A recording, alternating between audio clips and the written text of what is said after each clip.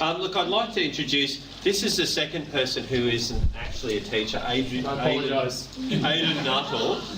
to talk about the Startup Weekend education from Sydney Edutech. So I was actually considering going to what he's about to talk to. Yeah. So I wanted to talk to you about, sorry, soon. Yeah, it's 1 week. So lots of notice for you guys. I want to talk about problems, and specifically about solving problems. And to do this, I actually wanted to talk to you about a person called Jesse Black. Jesse Black's was a primary school teacher at Sydney. He had a problem. His problem was that he found that he'd spent a lot of hours searching the internet looking for resources about what he was going to teach the kids. And then he also had a problem that he couldn't share anything he had with other people. So Jesse went for a platform called Teacher Time. If you go online, there's a platform called teachertime.com.au. The reason why I bring up Jesse is because to do something like that is not something you just go, I'm going to go build a platform, I'm going to go build a tool that everyone can use. It takes a little bit, and there's a journey there. And that's the journey I want to talk to you about.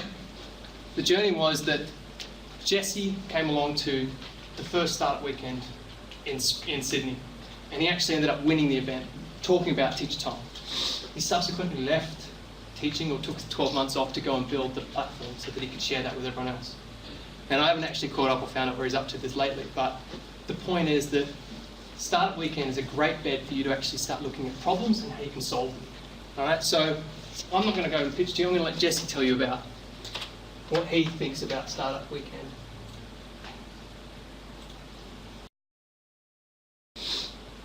So would you recommend people attend Startup Weekend? Absolutely, 100%. Yes. Clear your calendar. It doesn't matter what your walk of life is, what your profession is. Like I've said several times before, I'm a primary school teacher, and entrepreneurship I always felt like was something for me. All the business majors when I was at uni, I didn't really know what they did, and it wasn't really on my radar. But I've learned from Startup Weekend that entrepreneurship really at its core is something that's accessible to everyone. Absolutely everyone. It doesn't matter what you do. You can make your ideas become a reality. So go to Startup Weekend. It's one of the best experiences you'll have all year, I promise. Go forth and create. All right, the reason I wanted to show you that is it's a lot more credible having him tell you than me. All right, so, but the exciting development is when Jesse did this a couple of years ago, there was Startup Weekend. What we're doing for the first time, and since then, about 100,000 people around the world have actually gone through Startup Weekends, right? This is a global phenomenon where lots of people are going through and basically coming with problems and going, how can we solve problems? The difference this time is we're running for the very first time Startup Weekend education. It is specifically for education. We're bringing together teachers, we're bringing together designers, developers, and business people, and we're saying, what are the big problems we need to be solving? How do we solve it? We're forming teams, and we've got a weekend to go and come up with ways to do it, all right? The idea is that on a Friday night you pitch, this is my idea, people form teams around that idea, and then you have a weekend to make it happen, as much as you can.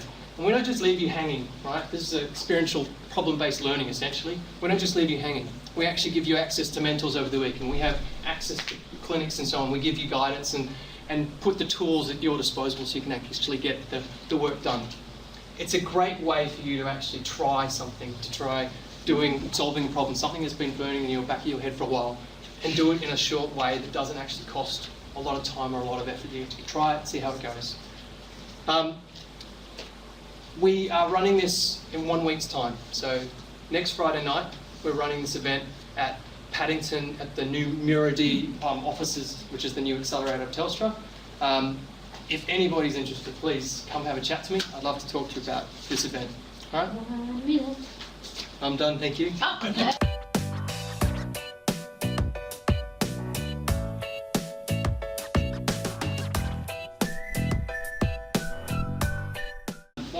Our next presenter is Jeanette James. A lot of you would know her very, very well. She's been diversifying over the last couple of years. She's one of my very close Twitter buddies, a very valued member of my professional learning network.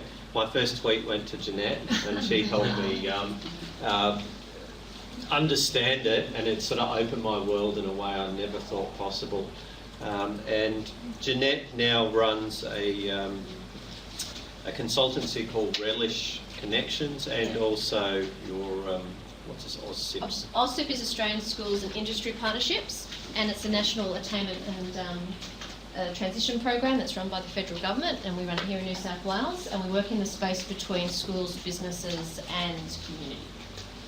To answer that question. So I work, shall I start now? Yeah. Oh, yeah. Sorry. All right, go. Okay, sorry.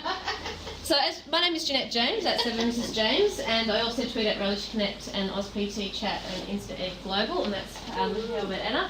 And I'll chat a little bit more about that in a moment. So I'm here today to share a couple of things, and that's basically the power of community, because I really believe in networks, and I really believe in a sense of belonging. And as Simon said, that's why I love Teachmeet so much. At my first Teachmeet, I was lucky enough to sit next to Henrietta. I didn't know who Henrietta was, I didn't know who Claire was, and Claire was actually one of the people that encouraged me for a uni assignment to write this blog post called what the benefits of a professional learning network was. And that's one of the most tweeted out blog posts from my actual blog, which was great to have that someone push you and challenge you and get your thoughts in one spot, because I probably wouldn't have done it without her encouragement. Why networks? We all know the reason, we all know the benefits of networks. We're here because we believe in something bigger than ourselves. We're not silos, we're not going to learn anything by just being us. We need to read, and we need to tweet, and we need to interact, and we need to chat. And as Aidan said, we need to put our ideas to other people and accepting of them. And that's how we move and progress. Community is valuable. We all live in different communities. We have our family, we have our local community, we have our business communities, we have our school communities. And I am a teacher. I'm a teacher of food technology, drama, ICT and religion. When I taught ICT, and we did Scratch with ICT Year 7s. The great thing about networks is in class I could tweet out, and Maylene Maybe, who's one of the other tweeters, she got her kids in class at the actual time at Abbottsley, look at my students' work and comment on them and see how they could improve their games. Right there, that very lesson. You might have heard of the video Hack Schooling, where Logan Laplante gets up and talks about what he feels about hack schooling. We were watching that in another lesson. I thought it was valuable for my students to look at, and we tweeted him out and he tweeted back, and that's amazing. We've had Jamie Oliver tweet into the classroom. We've had Catherine Saxelby Skype into the classroom, all through the power of networks. It does align us with our own values. It allows for vibrancy, and it allows for variety. Change is the law of life, and JFK said this: we need to look for the future. And it all starts with an idea, a really simple idea. And this is where the Instagram challenge came along for me. I was using Twitter and I was using Instagram. I heard about Instagram via Twitter. And I love photos, I love sharing, and I had my own Twitter account at Mrs. James, but I found that was personal, that was my kids, my stuff, my community. And I really didn't want to share that, because I am a bit an introvert, and I am a private person, and I like to keep, and that's why I have different Facebook accounts and different Twitter accounts for that very reason. And with the Instagram account, I thought, well, I just want to share what the students' learning is with the community. Not only the parents and the family, but the other cohorts, Year 9 and 10s and Year 11s, the Year 6s that were coming into the school, so that they could see the amazing stuff that we were learning and what we were doing. So a picture is worth 1,000 words. So I set up an Instagram account called Food at Oak Hill. I used to work at Oak Hill College part-time, as well as being a partnership broker. And then I thought, this is amazing. We're getting great comments from parents, we're getting great comments from the kids. Let's share it with teachers. So I put out on Twitter and wrote a blog about it, and just encouraged this initiative called Subject at School, where you would set up an Instagram account based on your subject. Now, some teachers at the school, like Science at Oak Hill, took on board. Kelly, she did that, which was fantastic. The drama at Oak Hill, I set up. Again, I obviously spoke to the leadership team before I did this, and so the drama at Oak Hill, I've now passed it on to a student, and a student is running that for me, because I'm no longer at Oak Hill, because I'm doing some partnership brokering work this year in the Relish Connections. Now, Roseville also took up the challenge. We've got over 45 schools from around the world that are just doing, for the goodwill, sharing what their students are learning in the classroom. We have overseas. Now, this is not all of them. This is just an idea. And it's a subject-specific account where you can tweet out quotes, you can tweet out pictures, you can tweet out ideas, you can tweet out a question. It can be an essay question, a maths quiz. It can be inspiration.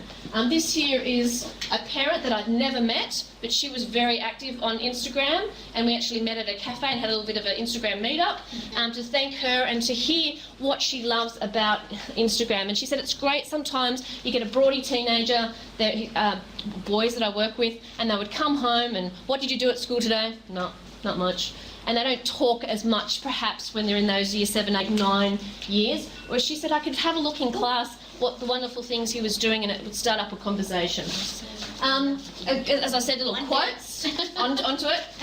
This is a school, and I can't remember the school for the life of me now, but I presented the Instagram idea at Simon's Teachmeet last year, and Sally, who was in the audience, actually set up at Bally. And if you're on Instagram, follow it. It's called Art at Bally, because it's easy to follow everyone when you've got that same prescriptive subject at school.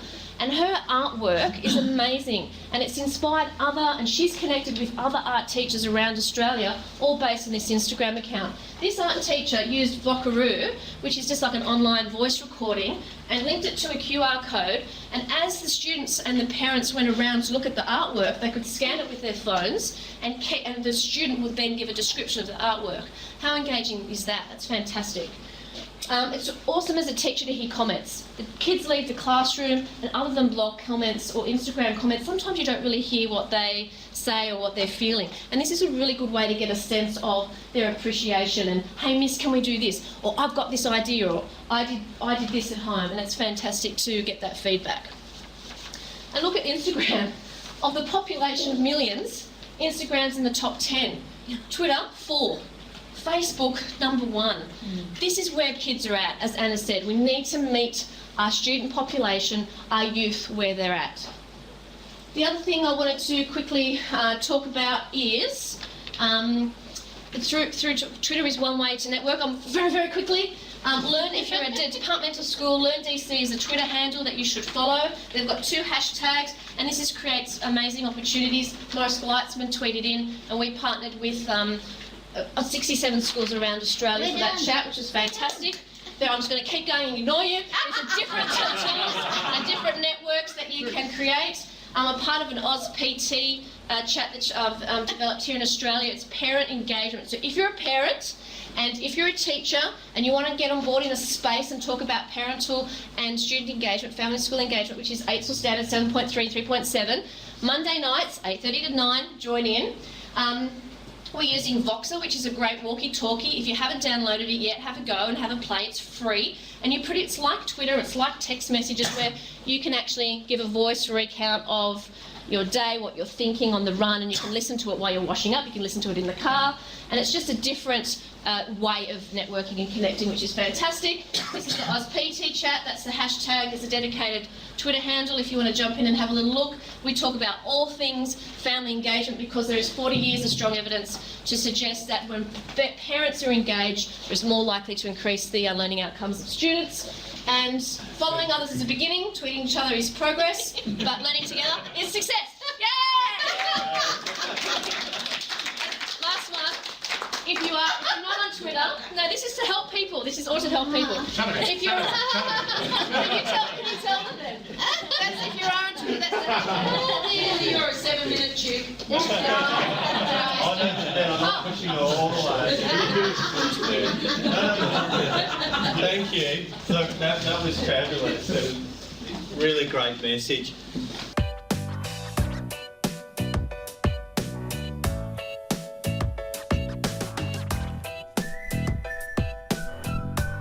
We're coming to the end of our Teachmeet. We probably don't have 10 minutes for the last Q&A session, but we will move in. That was great, guys. Who's got some questions for our presenters? I just would like to comment. I had no idea, when you said you were talking about coding, I thought, I have no idea what coding was. And my son built a computer when he was 12, but that was him, not me. But so that was really awesome, and I'd really like to maybe, because he talks about JavaScript, I've got no idea what he's talking about, but yeah, I'm inspired. I've got a question for you, Kim. You're talking about all these different things that the kids have coded, but what have they produced, or what types of things have they actually built? Because we've just started this term, they've just built, for our code, they've built a mini game of Angry Birds.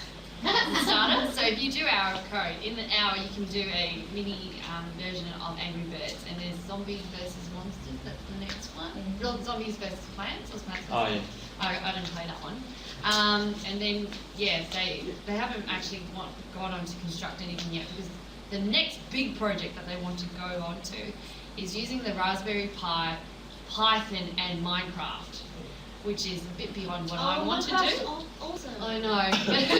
I have to do some homework during the holidays just to support them in it, but I'm more than willing to try. So, yeah, that's the next big project that they want to do, yeah. Yeah, awesome.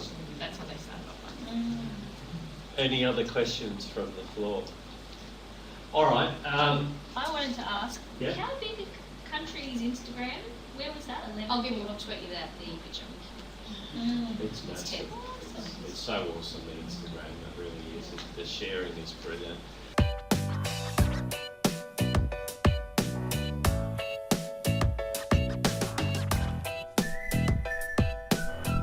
To acknowledge a few people because, first of all, thank you so much for coming along on a Friday night, no less. But we had a lot of people behind the scenes actually doing things, and I'd like to, Katrina. Oh, yeah. Come on, Definitely. come on. No. Well, we can all turn around And Jeanette's saying that she's an introvert. Yeah.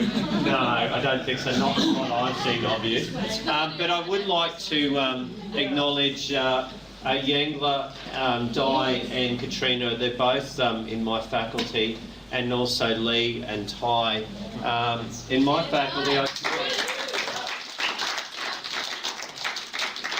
after the last Teachmeet, I wanted to go a bit further, and they just go along with my craziness. They go, oh yeah, he's doing it again. But thank you very much for your support with this. We have a teach sheet, so for those people who want to continue that conversation, the teach sheet's a perfect one. Appreciate it. And how many people come to teach sheet? No? Excellent. All right. For the rest of you, we want to keep this buzz going. It's been a fabulous Teachmeet. We actually had 15 presenters, normally it's traditionally about 13. So on your program we've got lots there, take it out. This is actually the list of different people who were here tonight, their email addresses. If you have any more questions, put them on the Padlet and I'll flick them to the presenters. But it's about that community and it's about that connection. So really work those connections, and once you've got those connections, it just builds, and it's just like a tree, it just keeps on going, and it's amazing. But thank you very much. Could I bring up all the presenters, and a big applause for all of the presenters, please.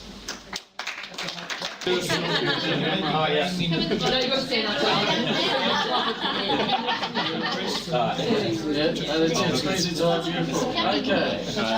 Okay, 1, 2, 3, cheers! Teach me.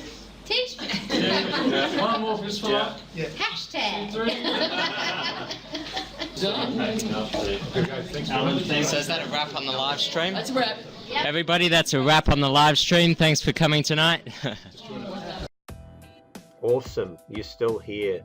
Thanks for sharing in our night that was Teachmeet 5 Squared. Hopefully this captures some of the magic that we had on the night. Great presenters, and we had a great night. If this is the first time you've ever seen Teachmeet and you're watching it on YouTube, it's time to get involved with Teachmeet. Within Australia, you'll actually see the links come up very soon, and if you're in another country, then check to see where there is a Teachmeet. So hopefully we'll see you at a Teachmeet very soon. Thank you for watching.